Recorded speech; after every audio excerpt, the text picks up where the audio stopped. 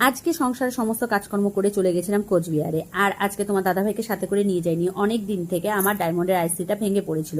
আর এইদিকে রিলায়েন্সে গিয়ে দেখছি ডায়মন্ডের অফার চলছে, আর ওরা তো আমাকে পাগল বানিয়ে দিচ্ছে, একটার পর একটা পড়িয়ে যাচ্ছে, আর আমিও দেখে পাগল হয়ে যাচ্ছি।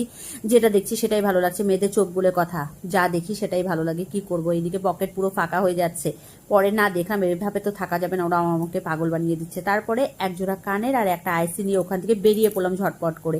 তারপরে চলে এলাম আমি হচ্ছে একটা শপিং মলে। আর শপিং মলে এসে দেখছি আমার তো পকেট পুরো ফাঁকা, এদিক ওদিক তাকিয়ে কোনো লাভ নেই, না এভাবে আর চলবে না, অনেক দেখেছি। তারপরে ভাবলাম না, এখন বাড়ি চলে যাই। আর বাড়ি যখন বাসে করে আসছিলাম তখন ভাবছিলাম কেন যে আমি গেছিলাম, আমার পুরো পকেট ফাঁকা হয়ে গেছে। তারপরে বাড়িতে এসে দেখছি আমার বর না খেয়ে আছে।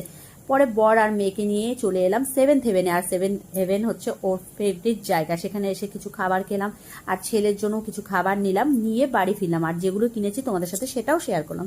আজকের মতো টাটা, বাই।